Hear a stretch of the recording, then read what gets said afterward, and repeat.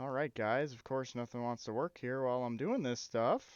We're getting this stuff figured out real quick. Boom. There we go. All right. Welcome, episode 10 of Do the Move podcast. This is a big one for us. Number 10. Man, we started this, a couple months ago? Didn't think we were going to, you know, go into 10 this quickly. But here we are. Pretty big episode for us. Post all out week. Pretty hectic one for us. A lot of us are still pretty burnt out. My name's Chad, followed by Rich, Sean, Bob, George, and Joey. Guys, how we feeling tonight? Man, just exhausted, man. Yeah, last week was definitely a toll. It was definitely a fun ride. Uh, Good for all those that were able to attend the events. The vlogs were dope, but man, definitely feeling it from this week, man. Right on. George, Joey, no, you guys didn't get to come with us this time. How did everything look from TV perspective? Joey, go ahead. I think the biggest thing that I noticed with all sorts of shows, even the one in Europe that you obviously couldn't go to, was just how into it the crowds were. Something that I think have been not necessarily a direct bone to pick, but an indirect one that we've had for now these 10 shows that we've done has been the crowds kind of dying at a certain point. And I feel like Clash of the Castle for sure and All Out, maybe you all can tell me I'm wrong at a spot, for each match, the crowd felt into it for at least a majority of it. And that to me added to it. It didn't take it away like it does sometimes. So my big thing from a viewer at home was the crowd. George, what about you? I'm sorry, I missed the whole beginning of the conversation. I was having some audio problems. What's going on here? What So, did you take away from being a viewer for all of the pay-per-view shows or just events in the last week and a half of wrestling? I can't speak for the WWE stuff because I didn't watch it. But as far as All Out goes, I mean, it definitely felt like the crowd was into most of the matches and more invested in what was going on than usual. It definitely had a lot of big fight feel to for some of the key matches at least. But I know with a long show like that, it can feel like the crowd's going to die out towards the end. But I think AEW really paced it well enough where you never really felt there was downtime. I know you especially for someone like me who I came home from a 10.5 hour shift at work, and then sat down to watch the pay-per-view for 5 hours, including the pre-show. Normally something like that, I'd be dead by the end of it, but I felt very energized with it, so I was very happy with what we got there. So I got no complaints as far as that goes.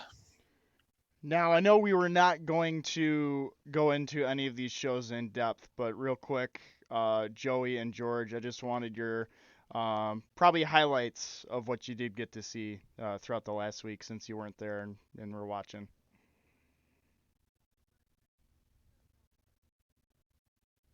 If you had any thoughts at all. If you don't, that's cool. Sorry, a little audio issue there. My some reason my Zoom client's acting up.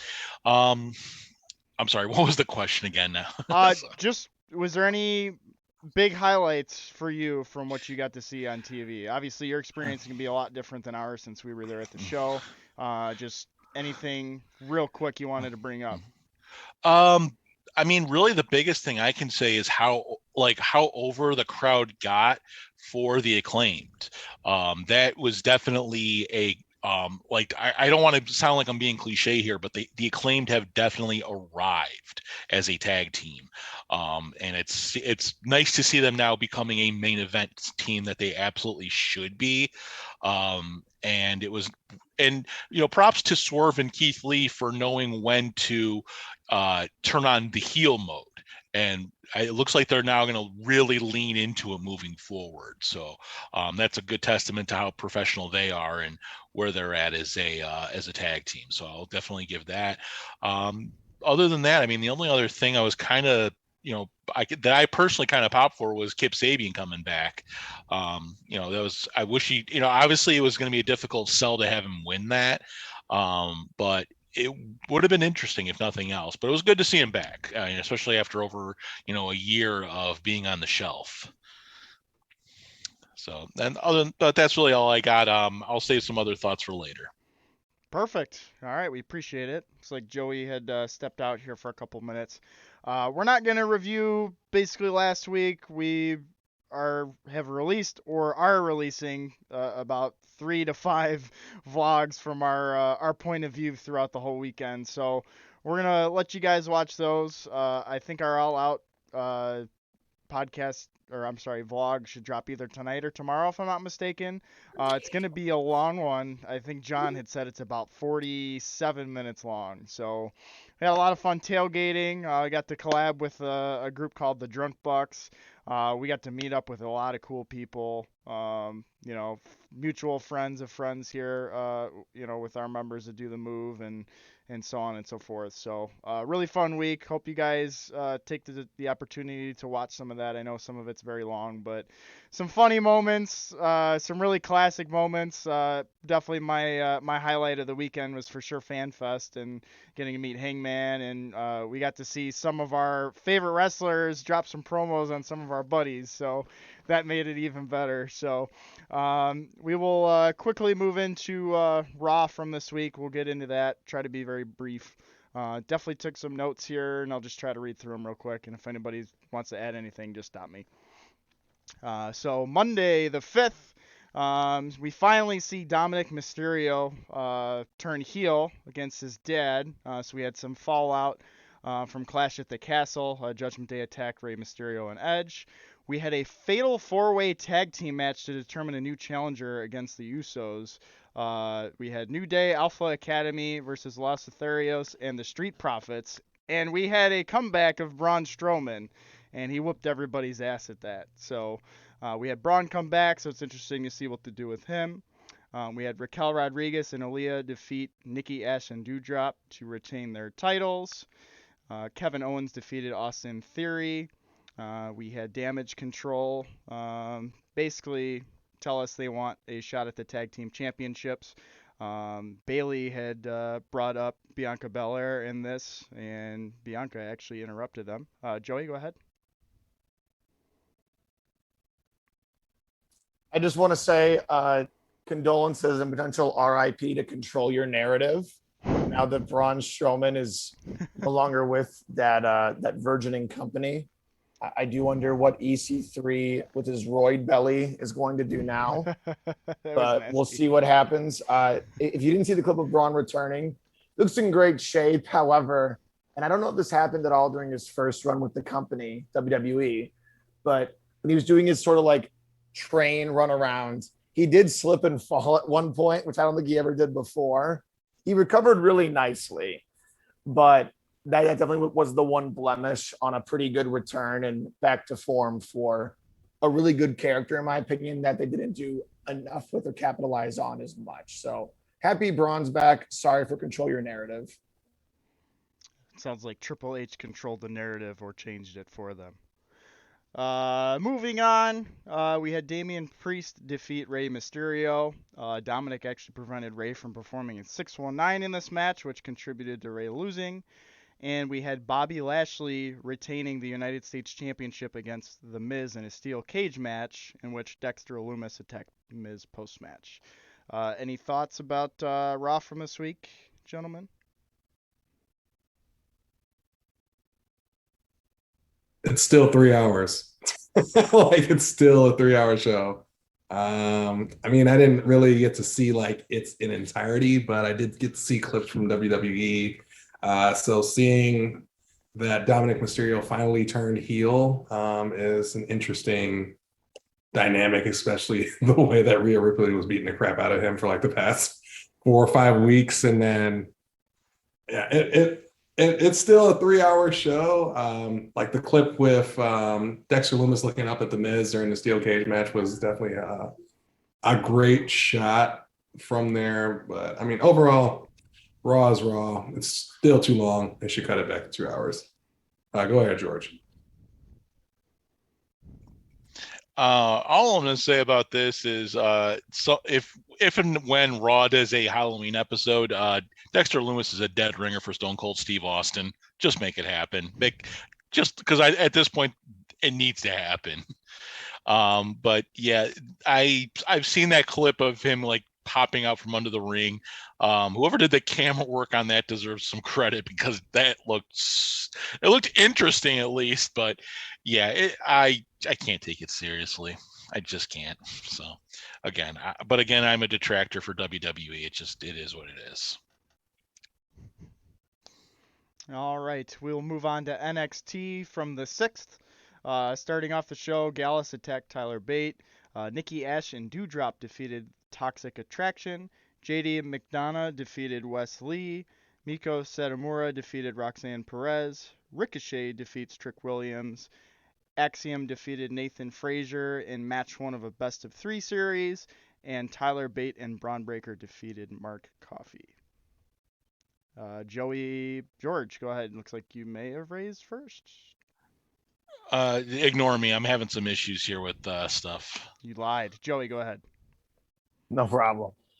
Really happy it looks like Ricochet staying on a little longer because he probably had next to Sheamus and Gunther, which obviously was way above like anything else in WWE.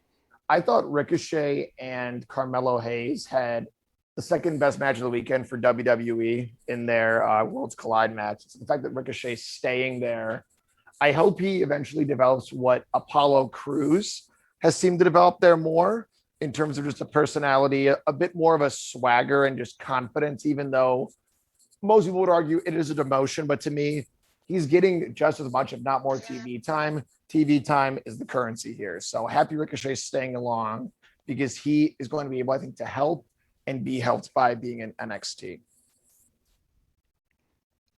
Right on. Anybody else? Going once, going twice. All right, time for SmackDown. Starting off the show, Imperium defeated the Brawling Brutes in a 6-man tag match. Drew McIntyre attacked Solo Sikoa, and Sami Zayn and challenged Sikoa to a match later on in the evening. Raquel Rodriguez and Aaliyah defeated Toxic Attraction. Ronda Rousey won the Fatal 5-Way match to face Liv Morgan at Extreme Rules. Street Profits and Hit Row defeated Los Lotharios and Maximum Male Models in an 8-man tag. Braun Strowman destroyed the Alpha Academy. And Drew McIntyre versus Solo Sikoa ends in a no contest. Karrion Kross interfered, put McIntyre in a cross jacket to end that. Thoughts on SmackDown? Go ahead, Rich. Yeah, I mean, shout out to Sami Zayn. That's literally the one that's carrying it. That's all I have to say. I'm glad that Solo Sikoa is part of the bloodline now. It is nice to have siblings actually be a part of something instead of just like this arbitrary person that's from NXT and then it just randomly shows up because he has his passport for Clash at the Castle and now he's part of the bloodline. But yeah, shout out to Sami Zayn. If you haven't checked out his social media content with him and the bloodline, it's top tier. But that's all I have to say about that. Sean? I 100% agree with Rich. Sami Zayn's carrying the bloodline, especially when Roman's not present. Never really cared for the Usos promo work, so it's just kind of like white bread for me. But adding Sami up in there adds a lot more character to the group. Also, shout out to Triple H for bringing Fabian Eichner back into Imperium. It adds a little bit greater level of legitimacy to the group. I feel like they feel like more of a threat when it's a trio versus just Kaiser and Gunther, where Kaiser just comes off as a crony. Be careful, we might get WWE Trios belts now. Oh boy, I wouldn't be surprised No. if they brought picture in picture up in there now. Please no. Sean, to go off what you just said about now known as Giovanni Vinci being brought up, they probably, I know I'm Mr. NXT, but in NXT, Imperium under their former names were easily the top tag team in NXT, like 100%. And so I feel like with them on the main roster now and back together, that is a team that could easily beat the Usos, even though the mainstream crowd might not have seen them as much. You give them a month of matches with like undercard teams, and they'll be believable. I promise you in that. So if nothing else, Sean, I agree. Shout out to Triple H for doing that, not only to help Gunther, but also to help out the tag division long term. Great point. Right on. I just want to take this 1 second to bully Bob and let him know that his picture is backwards. Thank you. Moving on to AEW. This was our first show post All Out. So, we're going to get into this a little bit later after we quickly go through Dynamite and Rampage here, but some fallout after the show in the media scrum, altercation with the Elite and CM Punk. Tony Khan kicks off Dynamite, vacates both the AEW World Championship and the World Trios Championships. He announced that Orange Cassidy and Best Friends will take on the Death Triangle to determine the Trios Championship on Dynamite. And also announced a AEW Grand Slam of Champions tournament bracket in which the World Champion will be crowned at Dynamite Grand Slam in Arthur Ashe Stadium in New York. So, we're all anticipating that moment. Didn't know exactly how or what we were going to see there. So that was pretty big bombshell to start the show. So started off on a wild note there. We had MJF come back and finally do some talking. Kind of played a babyface attempt going into it, and then he showed us his true colors once Mox came out. George, go ahead. Sorry. Just want to say great promo by MJF, and also repping the Bills jersey just for him. So I was glad that he brought out the Josh Allen jersey because I know we're all Chicago guys here, but man, the Bears are bad. Hey, they did win today. They won today. They won today. Yeah, they beat the Niners with a rookie quarterback, but that's getting off topic. Maybe when we're not just wrestling, we'll talk about that too. Yeah. But anyway, great promo by MJF. I think it was exactly what they needed to do to kind of revitalize MJF. He really did get the short end of the stick. After that with this whole situation with CM Punk and the Elite, basically just killed his return. And this gave him some momentum back. And then having Moxley come out, during that segment to pretty much just shut him up and get him out of there. Now Mox feels more important again. Most likely we'll probably get MJF versus Mox. I don't see Jericho or anybody else doing this. Danielson would be at least interesting for the final, but it most likely Moxley wins this tournament, becomes champ again. And then we can get MJF versus Mox at some point. At least that's my take on it. Joey? This can be a question for another day, but something that I wanted to throw out was I genuinely hoped and was waiting for. Tony Khan didn't do it, but because of what has happened over that past week with all the controversy that we'll talk about later, if he wanted to make a big statement to me, and you can call me crazy, I would say just remove the trios titles.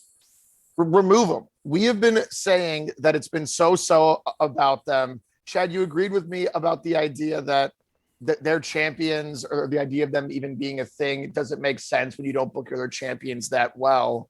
And so if you want to make a statement and say, we are not doing anything new or fun or different until we get this crap backstage sorted out, you remove those titles until things are better, go back to it later.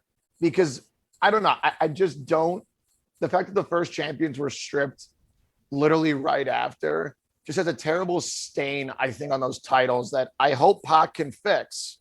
But to me, I just worry. Pac and Lucha Brothers, Death Triangle. but I just don't like the way that it started off and the fact they just are ignoring it completely and just saying, thanks to the events of blank, they're now eliminated and we're going to start again with two teams that weren't even in the finals.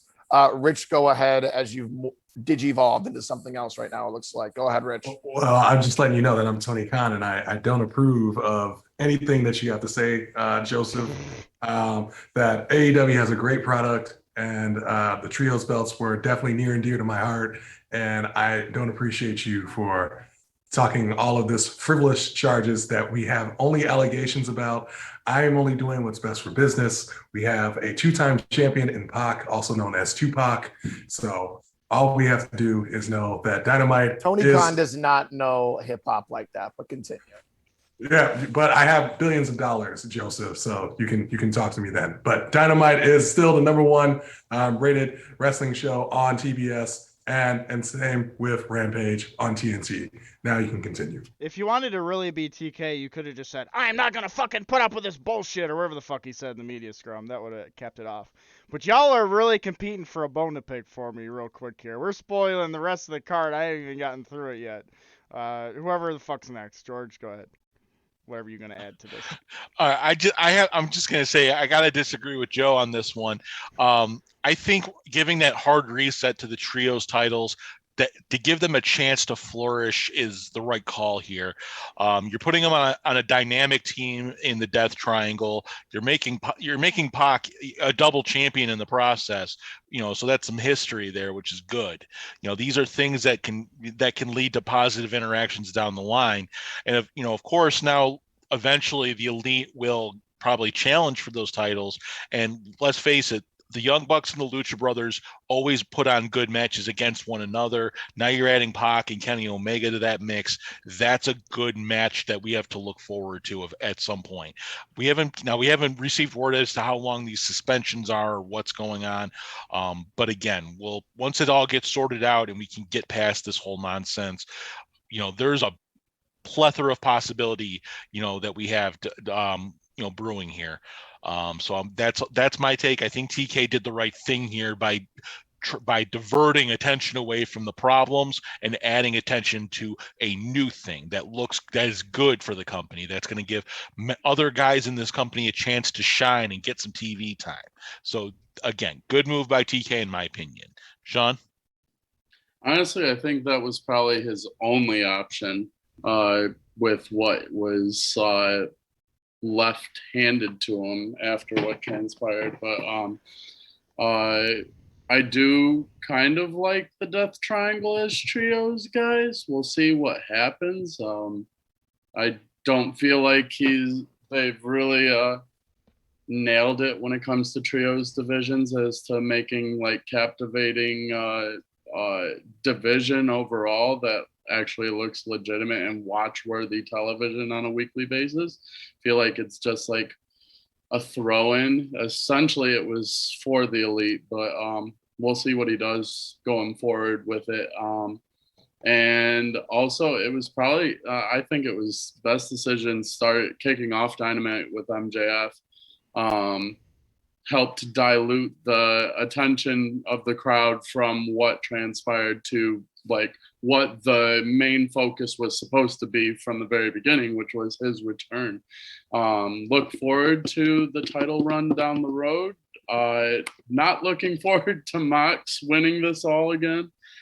Frankly, I would love to see Danielson. I think that would be a solid feud between him and MJF, but it really looks like it's going to be MJF Mox down the road.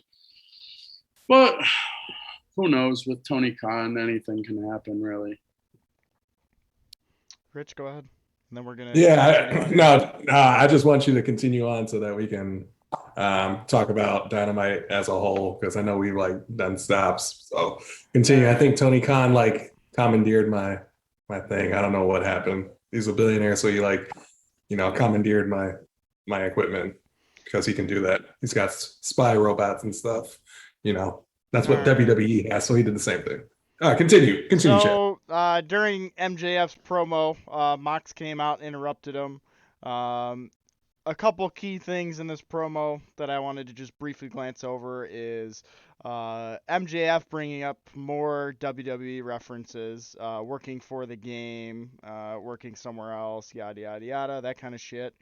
Also brought up how he doesn't need to be in this Grand Slam of Champions tournament because he's got the poker chip that he won it all out.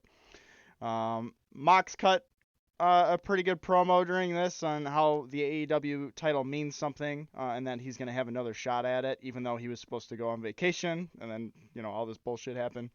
And then a big quote, or a quote that I wanted to end that part of the show with was, he had said, "Winners always want the ball when the game is on the line." Mox has basically been putting the title on his back. He's been kind of running shit while Punk's been hurt, and now, we're getting him back in this tournament here, and just the way things are progressing. But we'll talk a little bit more about that as we go on here. So as we already alluded to, Death Triangle defeated OC and Best Friends for the Trios Championship. This makes Pac the first wrestler, or the first AEW wrestler, to hold two AEW titles at the same time. Tupac, as everyone's tweeting and calling him. Eddie Kingston actually is like, "We don't see eye to eye, but I'm retweeting this because this is funny as shit." Saw that on Twitter, so that was pretty funny. Shivani interviewed the Dark Order in the next segment, and Jose, the assistant, and Andrade interrupted him, and they are actually showing some interest in 10, Preston Vance. So we will see what may transpire there. Are we getting a Dark Order breakup? I know some of them have been hurt. 10's been obviously selling a knee injury, some things like that. George, go ahead. Yeah, this whole thing with Andrade and Dark Order, I don't like it, to be honest. It just seems sort of thrown together. I understand the interest in 10, he's a big dude, but Dark Order really needs to come together as a unit and hunker down. Uno barely wrestles at this point, unless it's like on Dark, because he's, obviously he's got his priorities elsewhere within the company. He is part of, AEW games and, promoting the new video game and everything. So keeping 10 in the group really helps them, especially if they're going to make a trios run later on. Plus, you got new masks for Uno and 10. Come on, man. Yes. And those masks look sick as hell. Yeah, they were really cool. I can't remember. I was gonna bring up what 10s looked like. It looked like something we've seen before. Slapjacks. Thank you. Yep. It was something else too. Like really for me, it really reminded me of Slipknot's masks. Kinda. Yeah. Yeah. Like I got real good Corey Taylor vibes off the 10s. But yeah, but again, this whole situation, it really, like the fact that, it's Silver stepping up and not 10 saying anything. It's Uno stepping up and not 10 saying anything.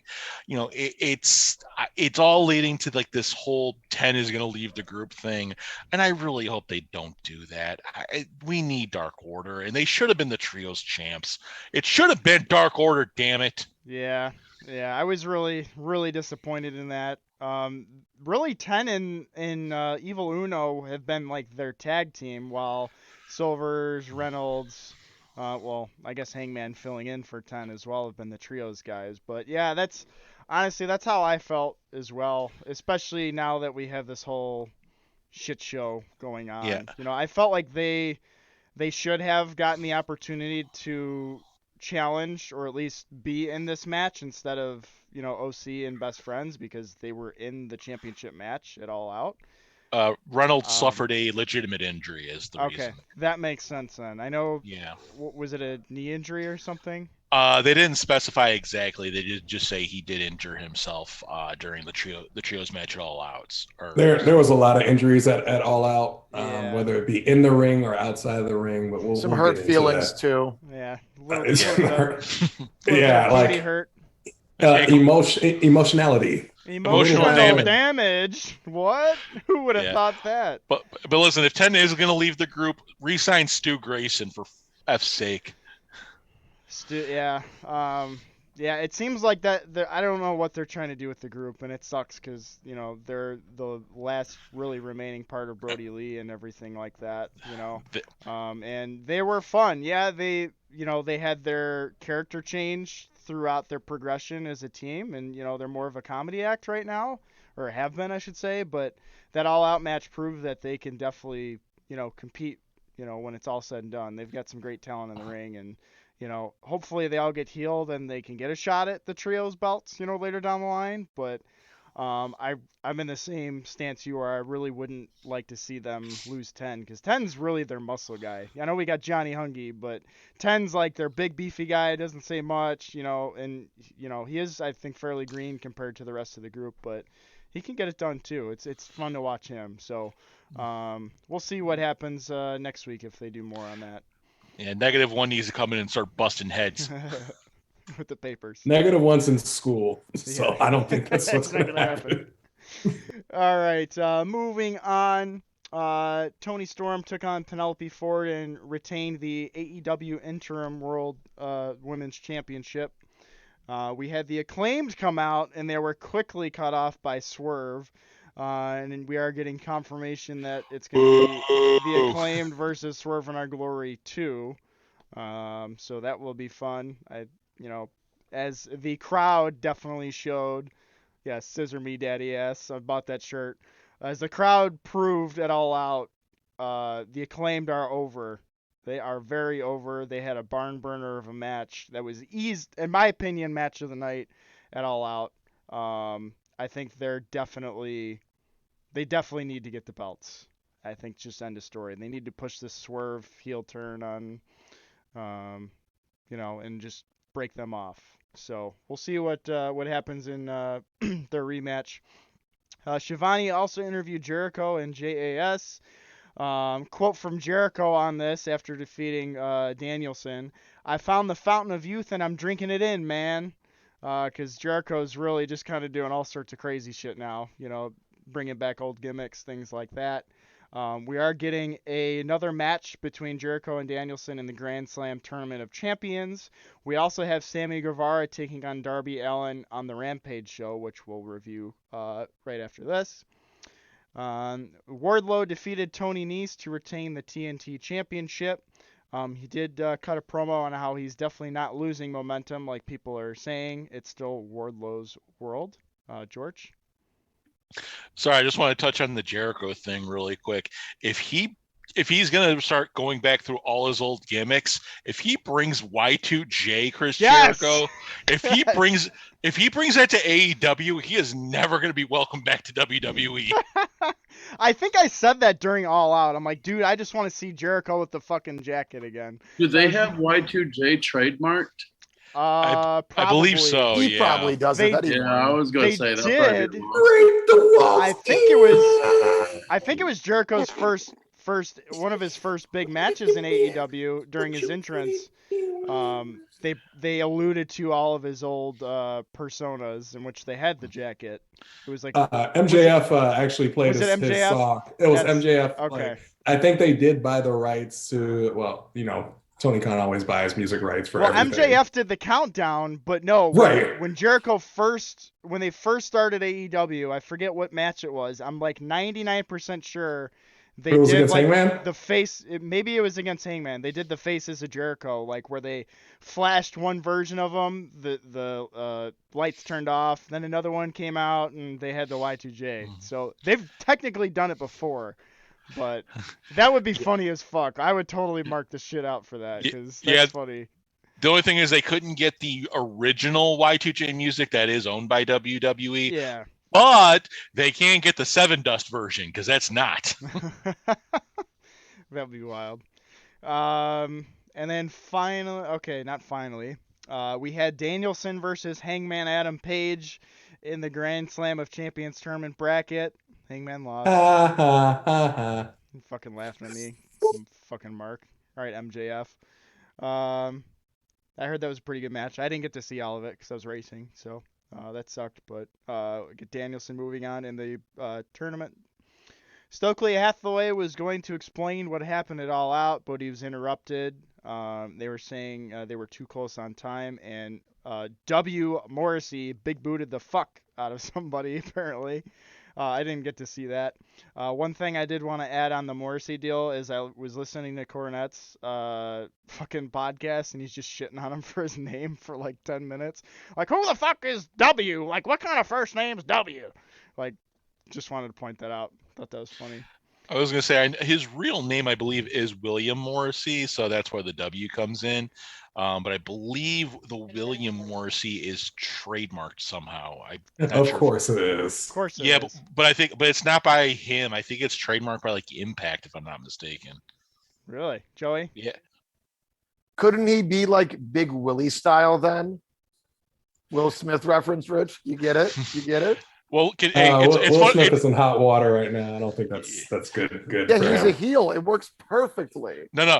Just remember, there's eventually going to be a trio with Morrissey and the Ass Boys. We can officially have Big Ass. Yes, we need big ass. All right. Moving on, the main event, we had Daniel Garcia defeating Wheeler Yuta for the ROH Pure Championship. Bryan Danielson actually came out and put the belt on Garcia post-match, so that was pretty cool. He's a wrestler, not a sports entertainer, as we're still ongoing custody battle. Joey, are you adding anything to that, or did you just forget to put your hand down? No, I do something quick to add. I really didn't think that the whole you're a wrestler versus sports entertainer thing was going to lead to literally anything. I thought it was just a cheap, very petty thing that AEW has done to take digs at WWE. If this gives Garcia more personality, which it looks like it has, then it is a success. But I hope they stop the usage of sports entertainers soon. Not because it's a good heel thing, but because it's just kind of ridiculous that this is still going on. Like, I just don't see the point of it anymore, especially with Papa H now being in charge of WWE. I think it's a bit much at this point. I'm pretty sure it was Jericho's idea. I think he brought that up in the Well, of media course scrum. it is. Well, right, but you're saying, well, AEW. Well, no, it's Jericho's idea. If anyone's going to do that shit, it's him, because he's worked for the other company and he knows exactly how it is. So he would Go ahead, George. Go ahead, George. Just wanted to add to the post-match thing. While Danielson was in the ring with Garcia, Chris Jericho came down and was like, hey, what the fuck? And just obviously there's going to be some big blow off between Jericho and Garcia at some point. I wouldn't be surprised if something with this Tournament of Champions thing leads to Garcia having a match with Jericho or just leaving the JAS for whatever reason. I did want to mention something kind of interesting as far as this.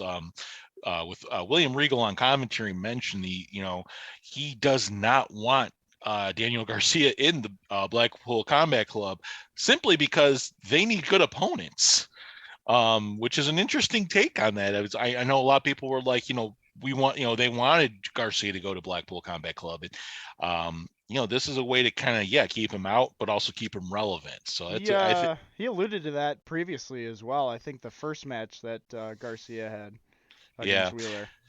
Yeah, it's a real good thing because it's I honestly I see Yuta and Garcia as new pillars of this young part of the company. Possibly they'll become big stars down the line, and we could end up seeing a world title match between them in the far future. So that's something to look forward to, and that's something to get excited about with this company. So eventually Jericho's going to retire. Eventually the Bucks and Kenny are going to retire. Everyone's going to retire at some point. You need to build the future, and it looks like AEW is starting to now do that with with what they're doing. Sean says, or leave for WWE. We'll talk about that later. Rich, go ahead. Rich. So I'll speak specifically on the actual show because I know we're going to talk more about like the overall reason why we had this show in the beginning. In the beginning, it was definitely strong. I mean, granted, I would love to see Tony Khan announce the crowd in public. I mean, the pre-show, pre-recorded tape. Granted, like, yeah, it didn't mean much It's a cop to out. us. It is a cop out. It really He's is. avoiding the unfortunate things that he could just do in person, like he does before every fucking show he does, anyways. Oh, let's fucking Right. go! Best show ever! Yeah. That's literally how he is in every show. If you haven't been to an AEW show, Tony Khan does come out and addresses the audience in the most hype. Yeah, I mean, we've all had our allegations of some illicit use of substances, which allegedly, that's why we're going to say allegedly. Yes, quote it, Chad. But overall, I mean, the content, I mean, for what it's worth, they did the best that they could, but definitely lacked that star power. And then it just felt like a downer. I mean, after MJF, it just felt flat. For me, as the entire show, I wasn't entertained. And it's kind of sad because I really like this promotion and I want it to do well. It's just, yeah, really, really sad. It yeah, and we talked on the way home because we were watching the media scrum after that. And granted, going into this, like you mentioned, it started off pretty strong, but I feel like all the momentum from All Out just was quickly deflated. And now we've got this stupid ass tournament to crown a new champion, which it seems like it's gonna be Mox again. Not that I don't like Mox, but it's third run technically now because he was the interim champ. Um, I don't know. It sucks. It's unfortunate that things behind the stage are clearly boiling over. Same thing in the scrum, too. It felt like there was tension with Swerve and Keith Lee as well. Granted that we're probably getting work there, but Swerve was like being a fucking prick. And I said this in the group chat. He was just being an asshole in that. Now they're the champs and they can be to a point. But when TK brought up, oh, the Acclaimed are fucking hot right now, I think we might give them, a second shot at the belts. That's when, everything flipped 180 and it was like a completely different vibe in the room. So, we'll see. We'll see if these suspensions mean anything. First off, how long they're actually going to be, and how long it's going to take for any of the four, if they do come back, to get their belts back. That will be the true testament of if these punishments mean a fucking thing. Joey? I keep saying in the group chat, Swerve has star written all over him. I get the heat that he got from interrupting the Acclaim is probably because the Acclaim is so over. But the guy is just so natural, wearing sunglasses indoors, coming off as a prick, but the swagger of it too. Like a good heel, many people say there's a hint of truth in it. And the truth he was bringing in that media scrum promo was about how he'll vanity search, and he admitted it, he'll vanity search his name and see what the critics are saying.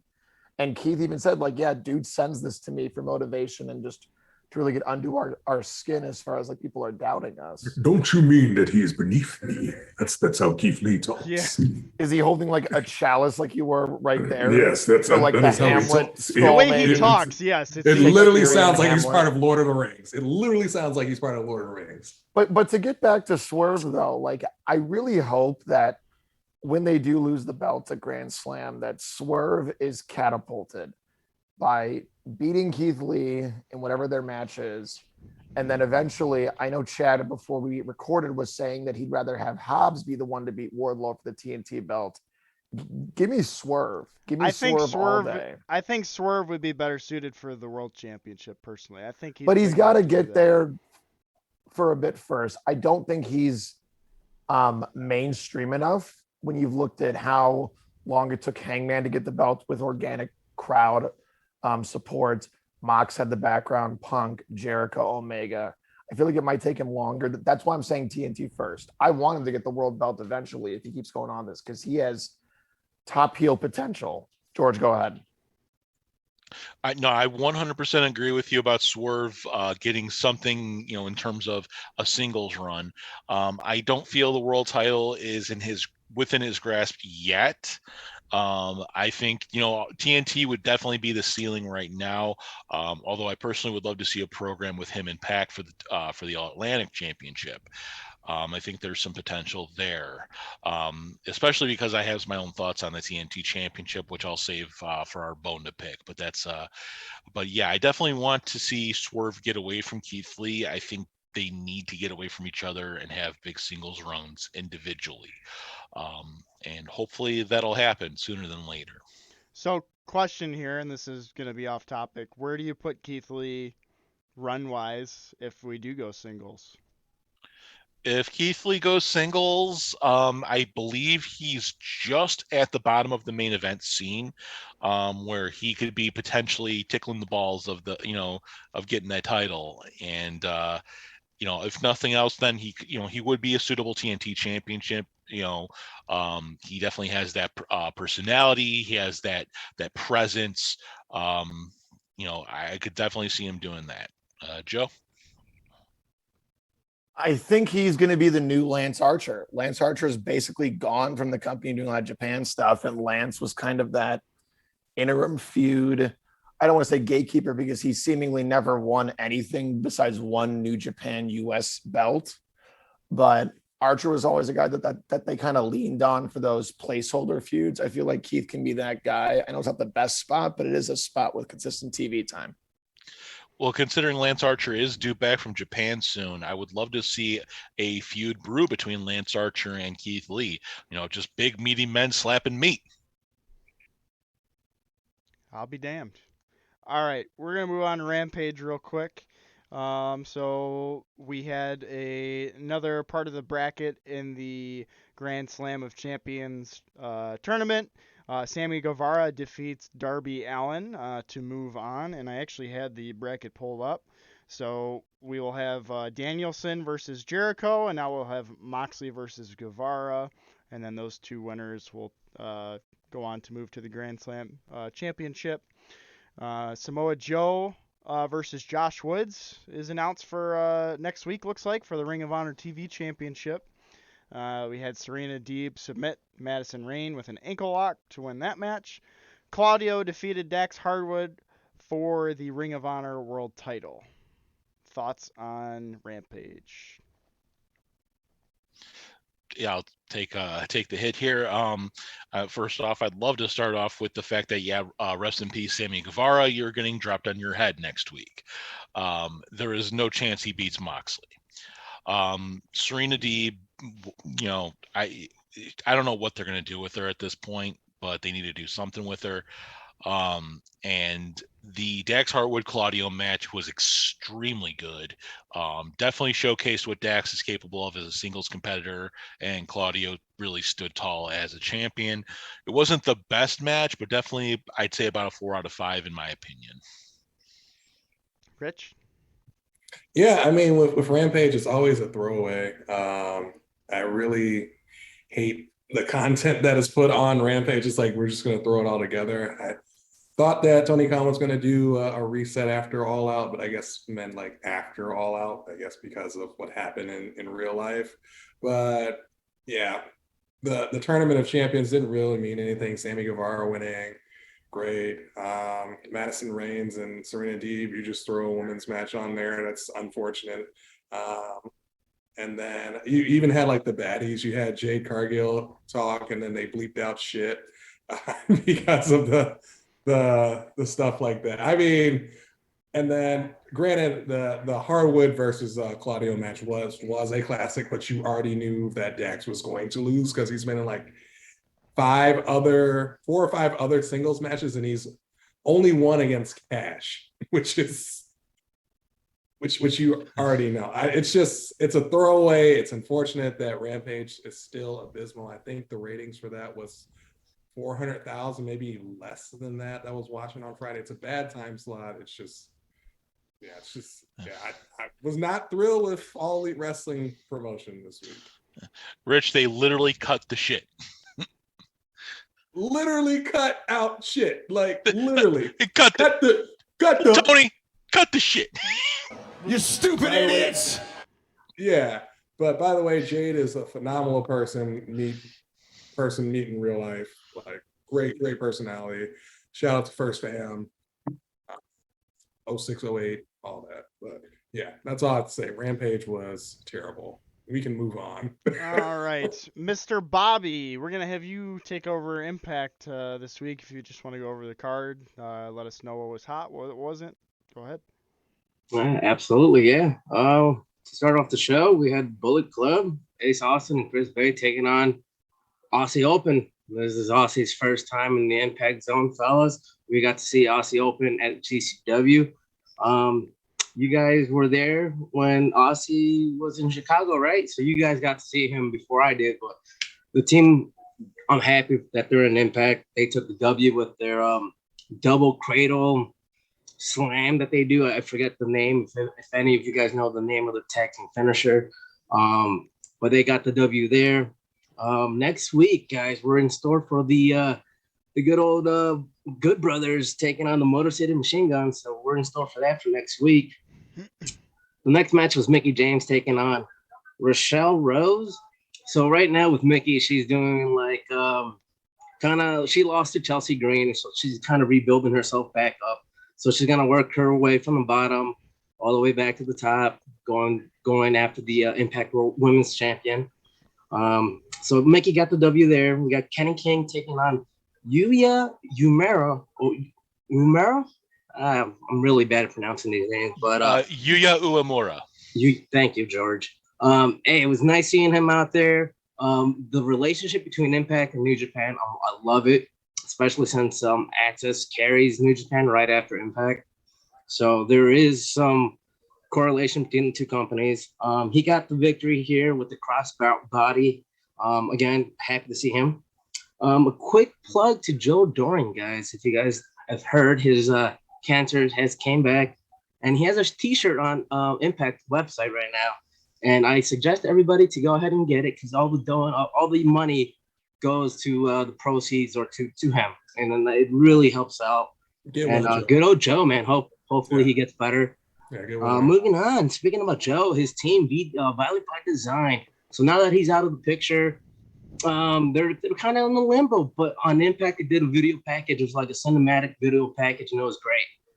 Really good, featuring Cody and Eric. And I'm intrigued where they're gonna go with Violent by Design. It looked like they added more members, but I don't think so. It looked like a bunch of jobbers. It looked like 12 to 15 men out there, all in hoodies. We don't even know, but I'm intrigued. Next match was Chelsea Green versus Taya Valkyrie. Chelsea picking up the W here with the jumping on prettier. More women's wrestling, and I love it. They're pushing Chelsea Green. She's out there with Deonna Purrazzo. I'm loving the pairing between these two. I'm loving it. So more of it, more. Bhupinder taking on Brian Myers for the, I believe it was for the championship. He got disqualified. He got a little angry, used the belt.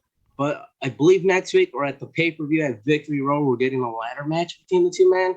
And I think this might be what Bhupinder really needs to kind of have the crowd be really behind him. Put him in this ladder match and see what he does. So hopefully this can be his moment. He can win the title off of Brian Myers and move on from there. Two more matches added for next week's Impact, fellas. We got Moose and Steve Macklin taking on DK. They said this is the first time that Moose and Steve Macklin teamed up. I could have sworn they teamed up before, but I guess so. And we got Mike Bailey taking on, formerly known as Grand Metalik, but Mascara Dorada for the X Division title next week. So that should be a very fun X Division match with Mike Bailey, of course, winning. And then in the main event, Speedball. Anyways, in the main event, we got Heath taking on Eddie Edwards, continuing with the whole Honor No More angle right now and building towards Josh Alexander for Bound for Glory. Unfortunately, Heath lost. He got low blowed, and Eddie hit the Boston Knee Party to win at the end of the show. Josh and Eddie had a promo in the ring. And then again, of course, the heels got the upper hand. Honor No More got in the ring and just beat down on Eddie and Heath to end the show. That's Impact for you guys. It's an all right show. Again, happy with the women. Happy what they're doing with Mickie James doing this whole, like, hey, go ahead, start from the bottom, go from the top. And hey, we're going to get an exciting Motor City Machine Guns against the Good Brothers I'm also interested because supposedly their contracts ended at the end of August, and here they still are. So I don't know how much longer they're gonna pop up on Impact. And then the X Division match, I'm excited for. So if you guys have any thoughts on Impact, if you guys saw it, if not, we can go ahead and move on, shall we? One thing I'm curious about. So you mentioned Decay was in a tag match. Now I know back in the day it was like Abyss and Crazy Steve. Who exactly are the male Decay members that were in this tag match, Bob? Well, it's for next week, but again, they already taped it. But it's Crazy Steve and Black Taurus. Who we saw save somebody's life at the Ric Flair's last match, correct? That's the same guy? Correct, that guy. Okay, so he's definitely a good performer. And Crazy Correct. Steve, I like his character work. He's insane. So cool. Chad? Very nice. I was going to add to the Mickie James deal. I'm pretty sure she said throughout this last run, if she loses a match, she's retiring, correct? Correct. She said that last week in her promo. And it's not the first time TNA has done this angle. I remember Kurt Angle doing it back in 2010. And I'm sure other wrestlers have used the same angle. Yeah. I'll never wrestle again. So who really knows? But at the same time, I know Mickie James is doing a lot behind the scenes. She's still working with NWA and her husband, Nick Aldis. And I'm sure she has other ventures out there that she's looking to bite on and kind of do before she feels like, hey, you know what? I'm going to go ahead and stay at home now. So good for Mickie, man. Honestly, she's a hardworking woman, man, for real. Props to her. Yeah. I think you're getting Macklin and Moose confused with possibly partnering. Was the one show that we had gone to, the one that you didn't. I guess would have been the first. The second tapings or the first, The second taping we watched, but it was actually the first show that they played live. It was the 6-man match for the chance to face Alexander. Yeah, it was a 6-way, and again, maybe. Yeah. When is the pay-per-view? So Victory Road is, I believe, September 23rd. Don't quote me on that. I believe it's on Friday or Saturday. Let's see. The 23rd is a Friday, so I believe it's the 23rd. Well, looks like we're going to be watching that because they did some good shit when we were there, and I definitely want to support that. So definitely check that out on the 23rd or the 24th. Yeah. I'll put it on the chat. I'll double check for y'all. Cool. But we can now move on, fellas. Yep. I guess I added this just as another segment.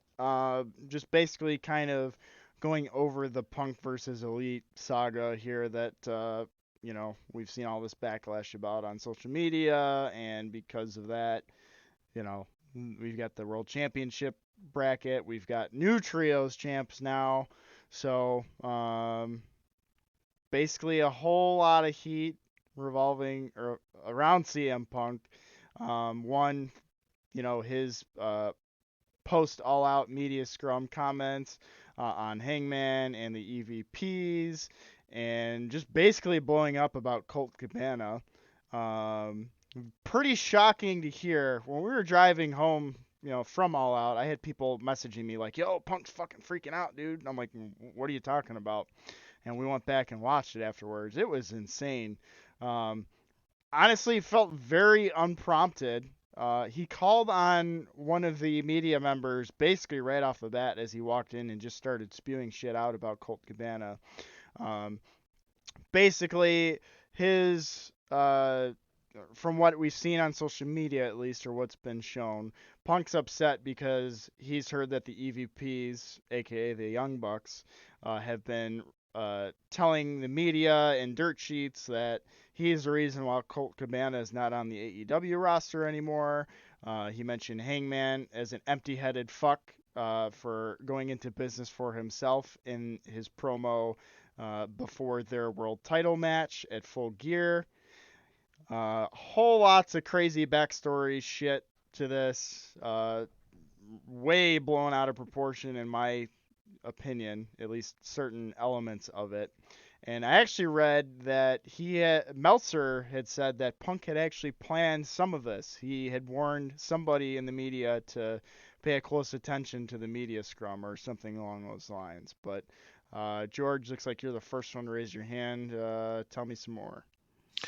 All right. So as far as Punk is concerned, the rumors I've heard is that yes, he did have a member of media planted specifically to ask the question that would lead to the Colt Cabana rant.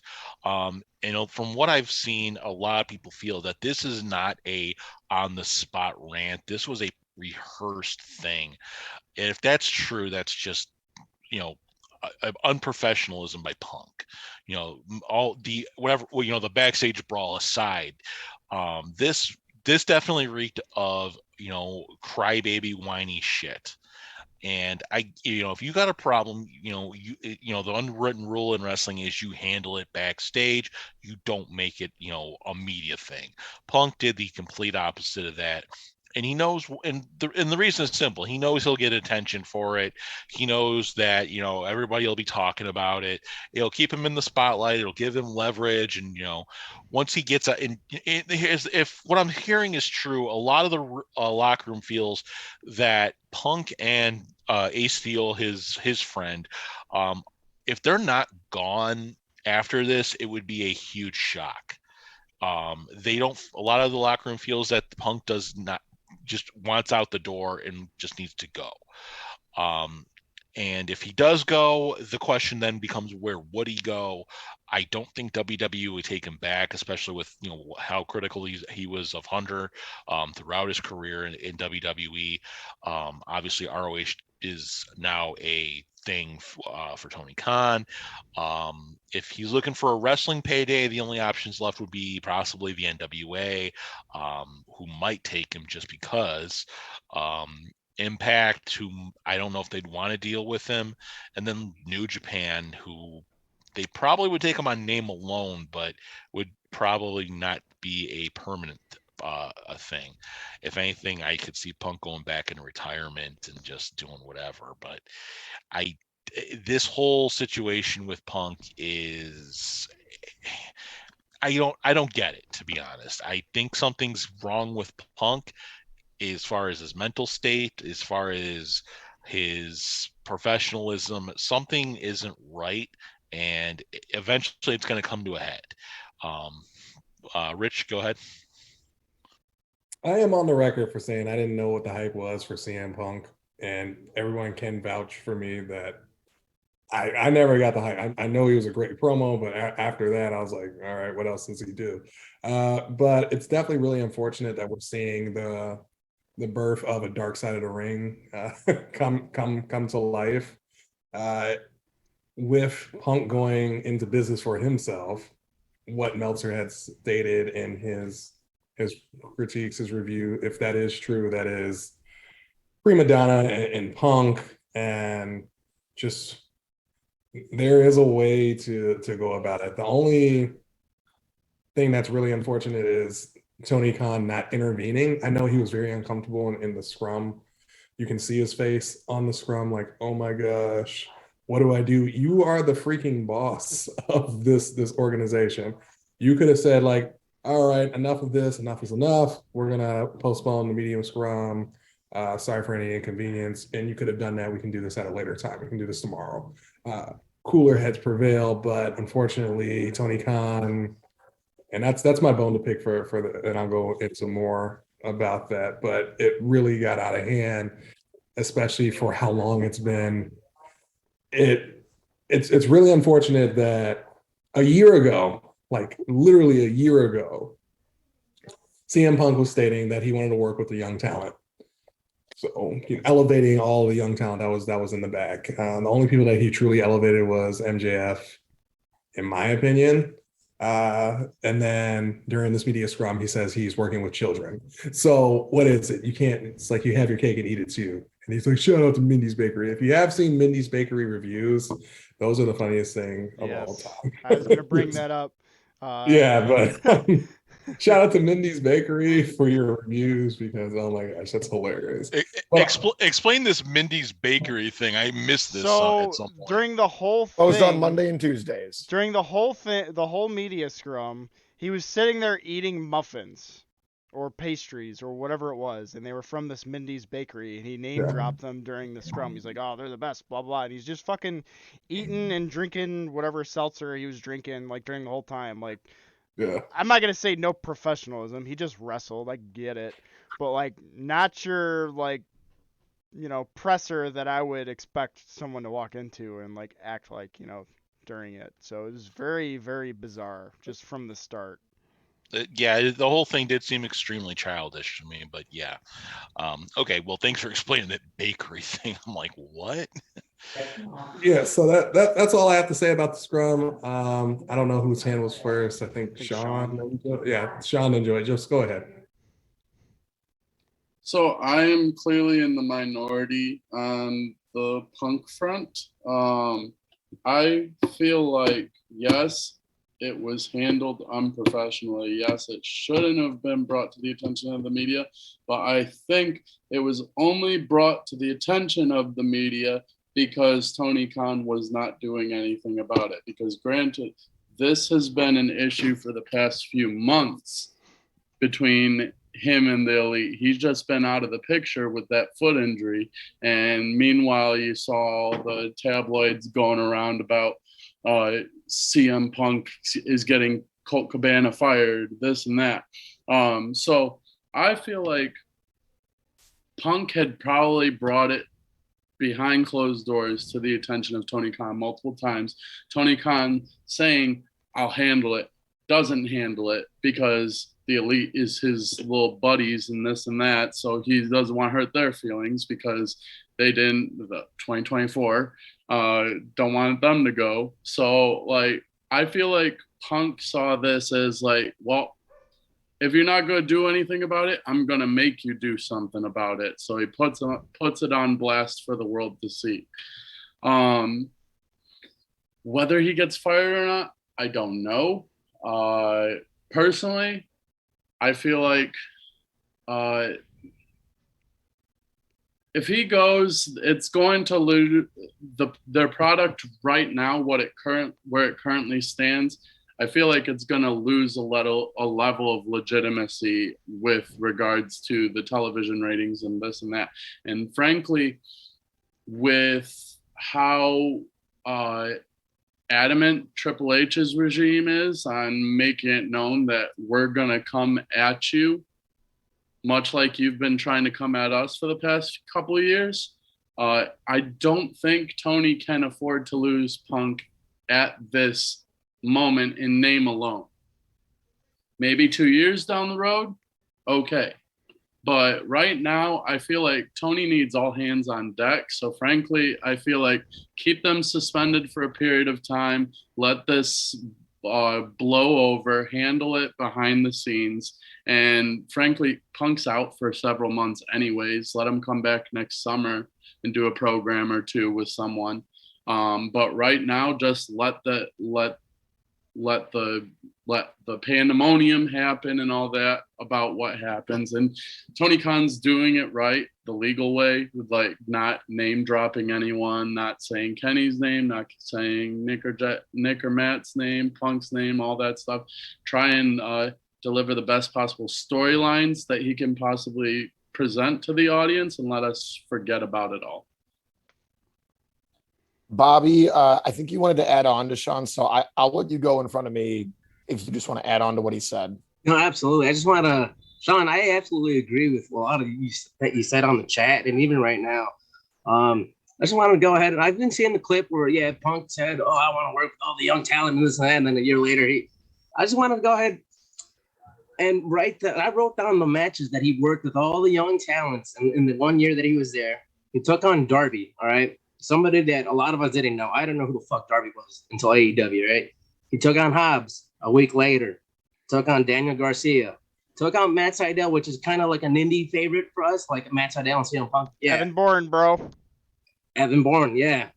He took on Bobby Fish, which the whole Bobby Fish, that's a whole bump. That's another fucking story. This dude is just trying to get clout. And I he's wouldn't talking count shit about those the two, Bucks. though. But you know what? I'm not going to put too much sense to this fucking maniac. Anyways, Eddie Kingston, again, he's not a young guy, but again, an internet favorite for us. He took on QT. All right, forget about that match. He took on Lee Moriarty. He took on him. He took on Wardlow. Sean Spears, that storyline. MJF, which, Rich, you said, that was probably the only one. Sure, but that was actually build. Like they were building to that. Unfortunately, they weren't really building towards Hobbs or Garcia. Maybe eventually, if all of this shit didn't happen, anyways, he took on Dax. He took on Max Caster, Penta Escudo. He took on Dustin Rhodes. I guess like an old school match here between the two guys. Took on Johnny Silver, Adam Page, and to wrap up, Moxley. So what is that? 18 guys. Took on 18 guys, Good and for about him, but how many? half of them were underground talent that I didn't know of. Yeah, good for him. So out of all those 18 people, how many do you remember? Like memorable matches? The better question Kingston is for sure. how many did Punk lose? That's the real question. Okay. He lost to the My Wardlow match, question- didn't he? He got his ass beat in that match. Oh, he didn't lose. He No, still he won. won. He got his ass kicked, but he did not lose. My question is, how many of those matches did those guys get something out of it? Thank you. Yep. Guys, you guys are over here looking at 5-star matches. Oh, this should be the most. Guys, just working with CM Punk in the ring and on a live TV performance, they're taking in information. It doesn't have to be a 5-star match, but they're taking in information. Where are you going, Rich? You don't like what I'm saying? Oh, man. He said, "Get Anyways, fucked, Bobby." Look, guys, you guys are, if you guys hate CM Punk, just come out and say you guys hate the guy. I don't hate the guy at all. He's my number 2 guy. But when you talk He- shit about my guy Hangman, then I got a fucking problem. Frankly, he's always I'm talking neutral on about Punk at him. best. I see the hate. Everybody's coming out of the woodwork, and this whole he's a locker room cancer. And who's coming out and saying these things besides the Young Bucks? Who else? Who else? Tell me, guys. Teddy Hart. They have not said anybody else who has said Do it. not but name drop Teddy Hart on this podcast. Jesus Jesus. Christ. I There only have bring been it up because him and multiple. Punk have beef. There But have been other than multiple that- reports of him just being that way in general. And this is what Jericho was talking about. What are WWE. these, maybe these guys should keep their mouths shut and fucking listen to these guys. You know, I don't get. But it. at the Was same Punk in the token, wrong? hold on. The same token, he said in the media scrum, if you have a fucking problem, come see me. Guess what happened? He got saw. You fucked around and found out. Chad, those are your EVPs. They shouldn't be barging in there like They that. didn't. Again, Apparently Sean they said it didn't. perfectly, bro. This is why. Look, Kenny at Omega the end of the said- day, Allegedly. Allegedly. Or They kicked the allegedly, door whatever down. the case is. Allegedly. what they should have done is waited till Monday, sat down with Tony Khan, like, hey, look, Punk said some shit last night. Let's settle. Not the same night. Granted, I know you guys are just taking Punk's words very literal, and you guys got to look at circumstances, and not everything's gonna be the same. So you can't just barge in there. Especially, he said he was hurt. He was hurt. He probably wanted to go take a shower, bleeding. Who else was in there? Ace Steel's wife. You got fucking Larry in there. Again, Shout out to Kenny Omega for saving Larry. That was the only consistent thing in both stories is Kenny took out Larry from barking at the whole situation. He is a humanitarian, and I want to give him his props. That's all I'm going to say. We'll put it this way. None of us knows exactly what happened. There's an investigation happening for this Correct. exact fucking Correct. problem. But number one, you're right. The EVPs should not be barging into anybody's rooms. But number two, there are also reports that he started swinging as soon as they came in the fucking door. well, So- look, you didn't let me finish up. Look, On theirs. none of these parties are in the right. Punk is in the wrong. Everybody's in the wrong. They And I all seen are. people- It's 100% I seen fact. people They're all a saying- bunch of fucking crybabies. I've seen people saying they should fire Punk. They should fire the Bucks. Nobody should be fired, They guys. should be Ace made in- Steel deserves to be fired. They should be after maybe made fighting a somebody. fucking example of. That's As an the thing example. here. I'll give you guys that. But when it comes to your top talent, I'll bring up the one example: the Conor McGregor incident back in 2018. Mhm. I know it's UFC, but it's still an entertainment. It's still a media where we're consuming that. He didn't get fired for that incident, and he still had like 3 more fights after that. All right. Now I know you guys are going, oh, Bob, you're comparing Conor McGregor and CM Punk. I'm comparing that they're both stars. All right. And look, you're not gonna what Punk should do is he should get a massive fine, big fine. He should take the example. All right, I'll take the big old fine because I came out. But at the end of the day, the Bucks and Kenny should lose their titles, and everybody should work it out because not at the end of the day, guys, this is money. If all these parties can agree on and make it happen, bro, we would all be dying to see that happen. If it was a Punk and big work, Omega? that would be incredible. And they made something out of but- it, 100% fact. But again, all parties have to agree. And I know Punk, he's that hard-headed guy where he's like, well, if these fuckers are not going to agree, I'm not going to do it. So I would love for it to happen, but we'll see. All parties are in the wrong. Don't get me wrong. Everybody should get fined, but not fired. All right. If you're saying they should be fired, then y'all shouldn't run a company because no. And Tony takes the blame too. He's just standing there with his fucking He's eyes. the biggest problem in all of this is he doesn't have the balls to step up and be said it a perfectly. fucking man. He's there playing with his fucking toys and just wants to be the favorite. You know, I sat down and I listened to the 5-hour Jim Cornette podcast. I went out. I listened to Vince Russo's comments. I searched for some of these guys. It's interesting what a lot of people think about this situation. But, hey, man, that's just how I feel. Granted, I'm a Punk guy. But, hey, he feels like there's some type of shit that's going on backstage. And hey, Tony needs to address it. And, hey, man, the Bucks, they're also on the wrong. I'm going to stop ranting. Go ahead, Joey. Well, I didn't know it was going to be that long of a response, but Bob, thank you for bringing the fire, as they say. I want to go back to what Rich had mentioned, and I'll try to be quick with this, but the fact that TK did not step up, and I get, look, deer in the headlights, a lot of us would be, but this needs to be then proof and a reason why, if these media scrums continue, TK should not be the one running this. I get he's like the president, everything.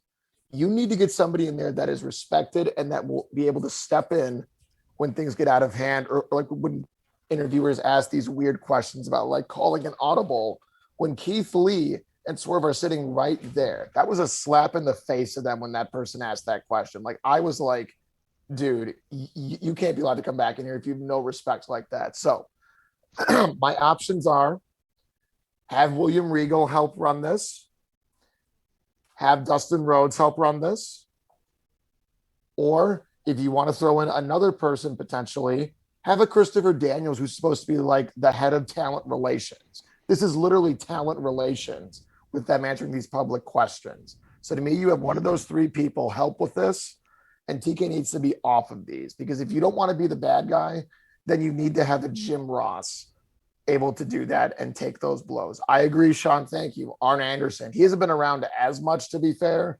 So I don't know if his availability allows for that, but for sure a Regal, for sure a Dustin Rhodes, Arn if he's up for it. And I hope he would be. Suspensions need to happen. The only person that needs to be fired is Ace Steel for acting like a escaped psychopath for all I know. From He's what he on TV once and fucking loses his shit behind the scenes. I mean, hey, proving the point. George and Sean, and then we can move on, hopefully.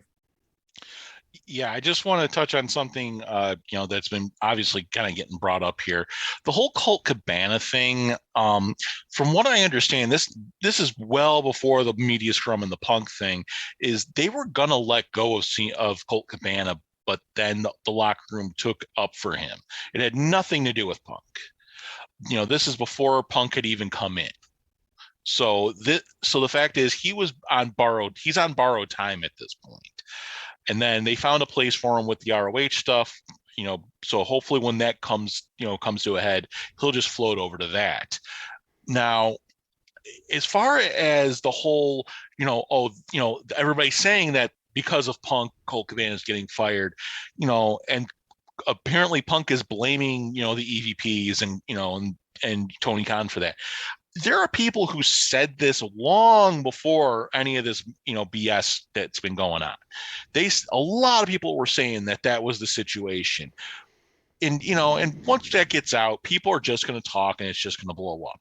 What is Tony Khan supposed to do about everybody talking? It's one thing. It's like, okay, you can, because as an outsider looking in, who's not, not in the business, it certainly felt that way to me as a fan that, yeah, Punk's coming in and we're pushing Colt out. But again, now that, the situation has come that Colt was going to get kicked anyway until everybody kind of like took up for him, then yeah, now it's like, okay, we got some clarity on that situation, but because there's people who only, want to believe that he's gone because of Punk, it just kind of keeps blowing up and blowing up. There's nothing TK can do about that, and he doesn't deserve the blame for that. Now, going to the media scrum specifically, Joey, you had mentioned, having some kind of person on this that isn't TK. This is literally a public relations PR manager's job, is to be there for this. So as much as you want to say, Regal or whoever, they're not necessarily the right guys for this job. You need a professional PR manager. Do you agree, though, that TK should not be the one doing this anymore? I 100% agree with that. TK does not need to be on this. But the other thing they also need to do with this is they need to screen questions. And that's what a PR manager can do. Because, and take it from somebody who's been to like anime conventions and comic book conventions, when you give a hot mic to anybody and anybody to ask whatever the hell they want, you're going to get a lot of cringy, a lot of, hot take questions. It just a lot of stuff that should not be brought up in good faith. So what you need to do is get pre-approved questions going, have those questions screened. If you decide you're going to, shy away from the question that you already got approved, you're not coming back. You're not going to be welcomed back as a journalist.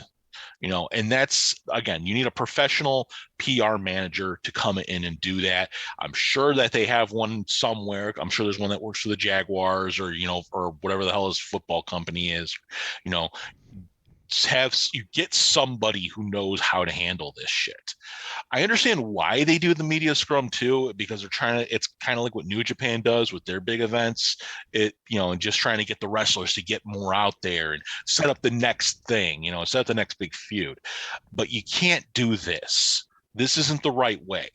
So yeah, something definitely needs to be done. I say lay off the media scrums. You got Full Gear coming up in November. Just forget the media scrum for that. We don't need it. Sean? So from what I've gathered, this probably all started maybe February, March. That's probably around the time Colt Cabana's contract was originally set to expire, I think. And I don't know if it was the entire locker room voting for him, but from what I understood, namely the elite were lobbying for him to stay within it. It was more than the elite. There was a lot of guys who really looked up to Colt Cabana in that locker room. Okay. Well, what it all stemmed from, I feel like, was namely Punk feels as though the Bucks, we all know the Bucks have friends in the journalism world, and there have been reports coming out left and right over the past several months that Punk is the reason Colt Cabana got moved to Ring of Honor.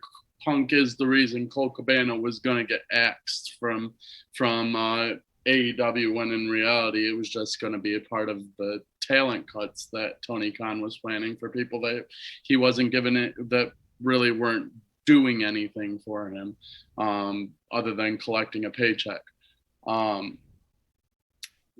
With that said, if none of that, I watched last night, I went back and watched Punk's first media scrum with Rampage. And he was talking about why he came to AEW. And it was like the youth, the fact that Story stayed in-house, the fact that everyone's there to work and have fun. I feel like within that time frame, like all that, literally everything that he said he loved about the company, it was becoming a problem that the opposite has been happening over the past several months. But with all that being said, Tony Khan should only be the money man.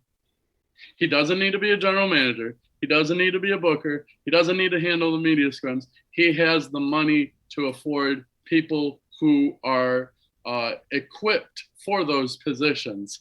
So I agree with you, George, 100%. A PR manager would be stupendous for these events, because to let people just rapid fire questions, going back to what Joey said with the whole Audible thing, that is completely out of pocket for anyone to say that to a wrestler's face. Like, hey, Tony Khan, did you think about not having them win the match while they're sitting right in front of you?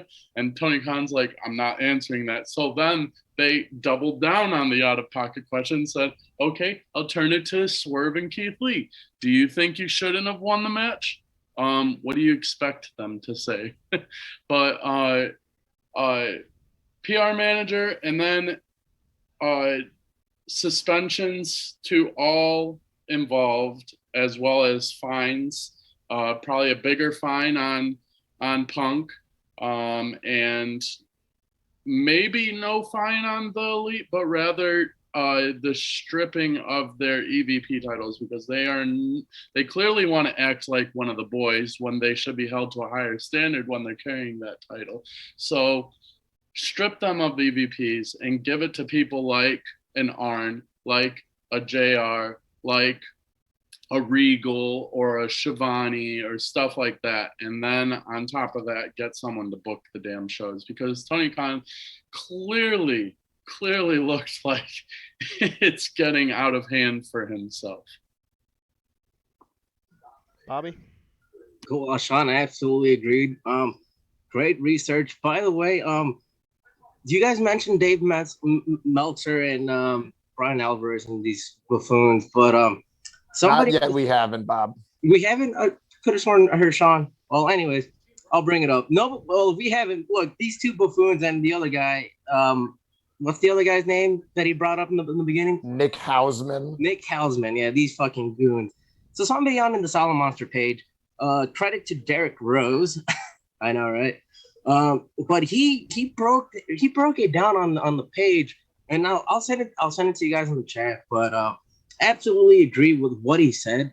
Those three guys, like Punk, he there's a reason why Punk mentioned those three guys, called those three guys out, and it's because these guys are the ones spreading these bullshit, and they're the ones who are friends with the Bucks, the fucking Nutzer driver. So there's a reason why he's hot, all right. And I can relate, because look, and then people are clowning Punk. Oh, a year later, now he's all pissing and moaning. I don't know about you guys, if you guys ever work a fucking job, but you guys work a job and it's cool, right? And then eventually you guys get tired of it. You guys like, it's not the same anymore. And so you end up leaving, you know? So everybody goes through roller coasters through work. Yeah, a year changes and Punk realizes I'm in a locker room full of these shitheads who don't want to listen.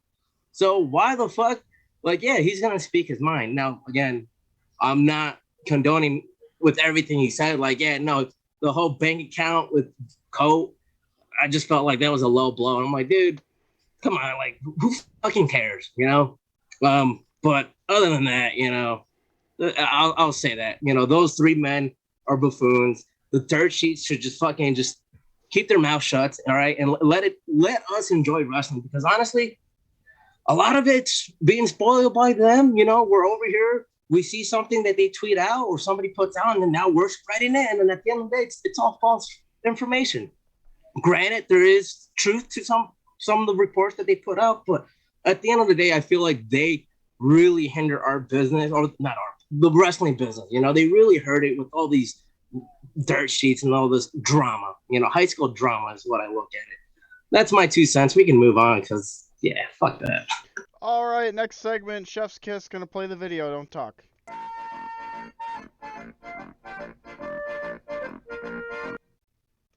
All right, Mr. Bobby and Mr. Joey, take it away.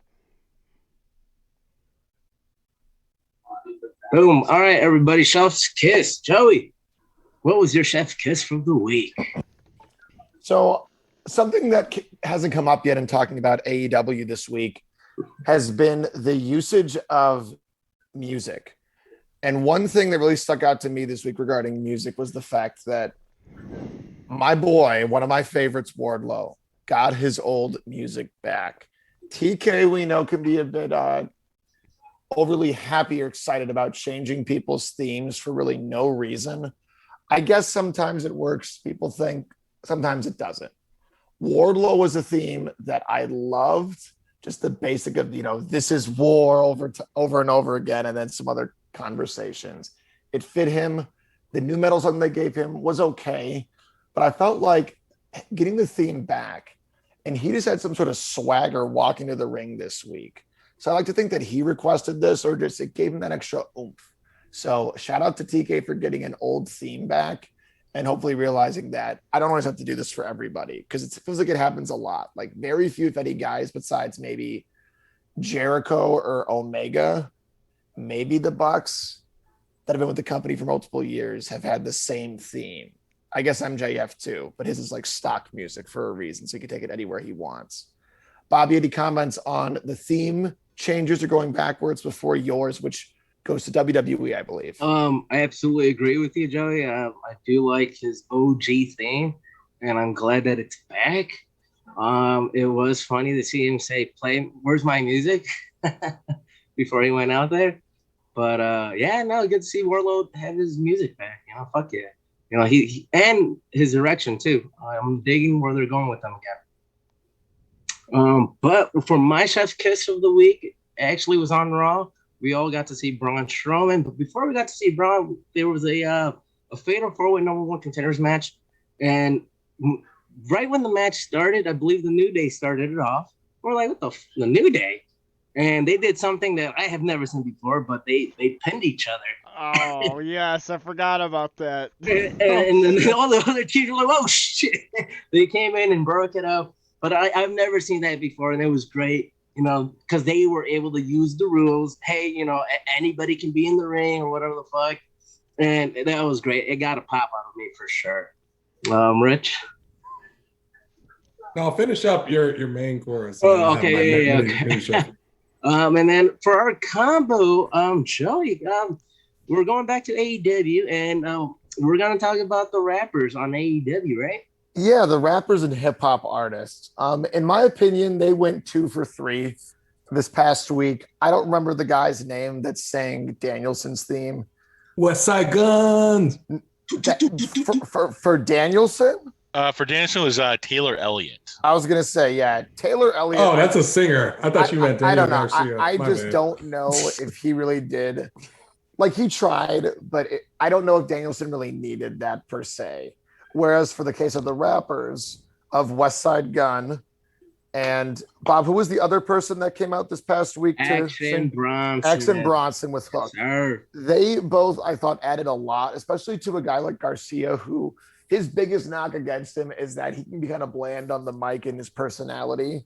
Giving him a rap entrance from another Buffalo guy, to my knowledge, Buffalo area, really added that extra oomph before the main event match, because Garcia's had a few of these random main event matches on Dynamite and Rampage, and this is the one that I felt like he had the most fire. Maybe because he knew he was winning. I like to think that that extra entrance, that pizzazz, really gave it to him. Same thing with Hook. Hook, part of his character is having no personality or very minimal, and having Action Bronson come in and just fool around with 2.0, who have the charisma. I just like the usage of this. It's something I want WWE to do more, especially now Triple H in charge. And to me, AEW, they're trying at least to do it more. Doesn't always hit, but to me, going 2 for 3 on this in a week, that's success, and that means more and more. They've done with Little Scrappy in the rap battle. Swerve has some connections. Get more of this crossover. It helps. There's literally no downfalls to it, in my opinion, so far. Even when it doesn't really hit, it's like, all right, they're trying. Bob, any comments on the music and who you'd like to see come next, maybe? Can we get more West Side Gun, please? I'm a big fan of the rappers here. The Action Bronson gig, I dig it, because this dude, he's come a long way. He's lost a lot of weight, and he's on a journey to better himself. And I'm pulling for Action, and now that he's in he got himself in this program, which is great because he's a long-time wrestling fan, guys. He's been to the old ECW shows, and actually on the current video on Promo Joe on YouTube, they put a side-by-side picture of him at a show with blonde hair back in like the 90s or the early 2000s, and him now. And it's nice to see that, it's leading towards the tag team match, and I'm gonna say it's gonna be Action and Hook who's gonna win the match, and 2.0 is the great team for them to have that match. Those guys can bump for them, and it's gonna be a hell of a match. And West Side Gun, give me more West Side Gun. The dude's been to almost most of the shows that they've gone to New York, always sitting at ringside. So it's finally, I'm happy that he got his love and his flowers when he came out there, singing Dr. Bird's. So hell yeah, West Side Gun. Overall, yeah, give me more rappers, AEW. Fuck yeah. Go ahead, Rich. All right, for the mini chef kiss and mini by major, we got to give a chef kiss to JT for the vlogs throughout our journey. Like, mwah. I know that he's definitely tired from editing all of those videos, but shout out to him for being one hell of an editor. Definitely got great content for our YouTube channel. So if you haven't checked it out, please check it out. But yeah, I want to give my chef's kiss to John Thompson this week. JT. All right. Guess we will move on to the bone to pick segment. Again, thank you, JT. Flash the card, bone to pick. Mr. George, you're the first contestant. I got a big bone to pick. This aren't seeing coming. Bone to pick right now, AEW bone, and it has to do with Ethan Page. So remember a few weeks back, Ethan Page comes out and he cut absolutely glorious promo. And you're thinking to yourself, man, he's finally getting that big singles run. And then Stokely Hathaway comes out, hands him the card. Oh shit, Stokely's going to be his guy. Get him some hype. And what's become of it? He's going to be a number 2, number 3 guy in MJF's group. That is the biggest slap in the face to Ethan Page, who, as JR has said multiple times, we haven't seen all of Ethan Page yet. We haven't seen 100% of Ethan Page yet. You have this talent, this absolute potential god of a heel sitting on your roster, and you are doing nothing with him. You're going to stick him in a group to be, a fall guy. He's going to eat. All he's going to do is sit pins for MJF with some big match. It's awful. So hyped to see finally get that run, and they have just completely cut the legs out from under him. I hope to God that if MJF does win this title, that Ethan Page is the one to stab him in the back and take it from him, because my God, does he deserve better? Rich, go ahead. Well, excuse me. I already alluded that Tony Khan is my bone to pick through this entire week. I mean, you are a businessman, and clearly you weren't handling your business, man, because there's been a whole lot of dirt sheets. There's been a whole lot of riffraff, and all of this could have been resolved. You have the power. You are the one that finances everything. And you have key players there, and you're underutilizing the talent that's here. And I know that was already talked about within the podcast, so I'm not trying to beat a dead horse over and over again. But that is my bone to pick. Legitimately, I guess we got some resolution with Mr. Joliet, because I had an opportunity to speak with his wife. But I have a slight bone to pick with her, because it's like, oh, I'll handle that. It's like, yeah, I know you didn't really handle that, but She said it's been handled.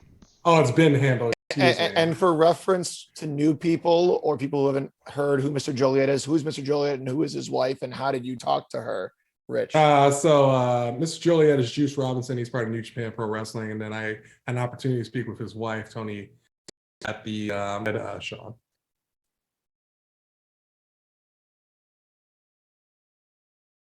My bone to pick is Sean yawning and not realizing it's his turn. Sean, are you there, bud? Unmute, damn it.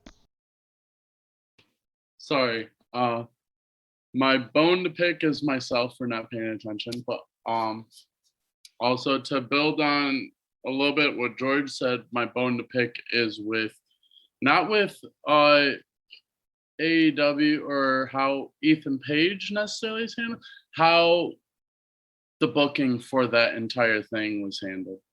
I don't even think it's MJF's group at this point. I'm starting to feel like it was another one of MJF is contracted them to do his dirty work, and now they're just gonna fall into the conundrum of groups that don't matter anymore, and complete waste of Ethan Page's talent. I agree.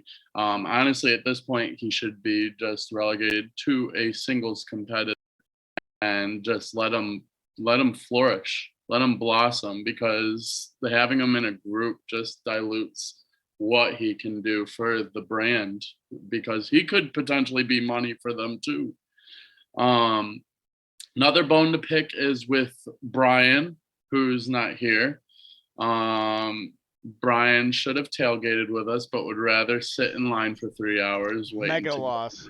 Guess how long it took us to get in? 5 minutes. Not even. Exactly. 5 minutes.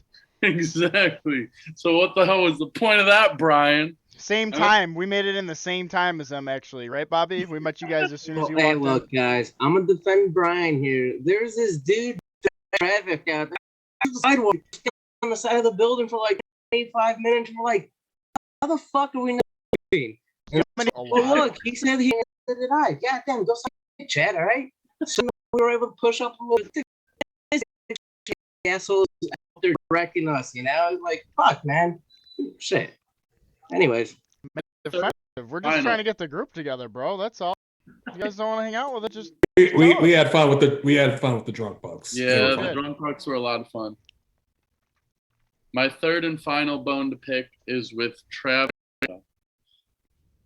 Throwing ice on the grill on my way home from All Out, wanting a beefy 5-layer, and just not being able to deliver any grilled goods whatsoever. Relegated to simple shell tacos and blast. So screw you, Travis. I had to go to the one at the other end of town and get home at 3 a.m. instead of 2:30 or whatever the hell time I got back into Rockford. Chad, any comments on Taco Bell slander? I mean, Yep. I love Taco Bell, but if they fucked up, they fucked up. They fucked up. Especially that late at night. It was what, like 1 o'clock probably you're trying to get some food? Yeah, I mean, it's hard. I'm not going to totally shit on them for that, but... They left this on the headset so I could hear them yelling at each other about it the entire time. It was kind of That's not so much Taco Bell than it is the people running the place. Yes, remember, fast absolutely. food restaurant workers want $15 an hour. They won't make the man a burrito. Yeah. The more you know. All right, I think that's pretty much it. I don't really have a bone to pick. I had a pretty good time last week. I'm just too fucking tired to to do anything else this week. It's my only day off. Appreciate everybody who came with us this week, who watched our vlog content, who's been watching our podcast. I know, we've been doing this for a couple months now, so trying to slowly build everything. I met a lot of cool wrestlers throughout the week. Got to see a lot of great matches, a lot of fucking chaos. GCW was and we went to last year's show too. So, but I appreciate my friend group here that we built with Do the Move. Love all you guys. It's been fun. It's crazy thinking about how me and Joey and Bobby were watching wrestling together at my shitty house we were renting, like 3 years ago, and now there's like 15 of us, and we've got a following. So it's pretty cool. We'll have our All Out vlog probably tomorrow, I think John said. That's like a 45-minute vlog, so, definitely want to grab some beers and some food for that one. Lots of craziness. Our tailgate was the wildest shit I think I've ever been a part of, and I've been a part of some crazy shit. So, George, why don't you take us away? All right, before I take us away, just a quick hit here, something that kind of popped up in the last hour. Kenta from New Japan Pro Wrestling is becoming very critical of his time in WWE, saying that his time was of the worst in his career. Not mostly because he was not allowed to use his finisher in WWE, the go to sleep. Just felt that he was overlooked and just not utilized properly. You can read more on that on his Twitter and through Fightful. But again, we'll go ahead and get us out of here. I'm sure everybody is extremely tired right now from this week. So again, thank you guys for tuning in here on Twitch. Again, be sure to drop a follow. Does help out the channel. Make sure you guys tell all your friends about us. If you are watching this on Twitch or if you missed us on Twitch, you can always check out the VODs on our YouTube channel. And if you're watching it on the YouTube channel, check us out on Twitch when you want to watch live.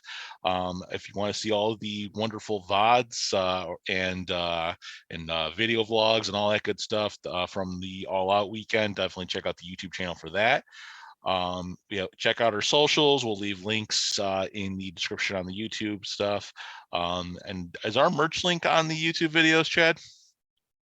I can put it on there. Yeah. Usually I've we seen put 'em on I've seen there. it on the blog. Yeah, I've seen it on there. All right, cool. Yeah. So yeah, we got merch. Make sure you guys check that out. Obviously that supports us as well. Other than that, obviously stay safe out there and be sure to go ahead and do the move. Do the move. Do the move. All right. Thanks for tuning in, guys. We'll see you next time. Later, y'all.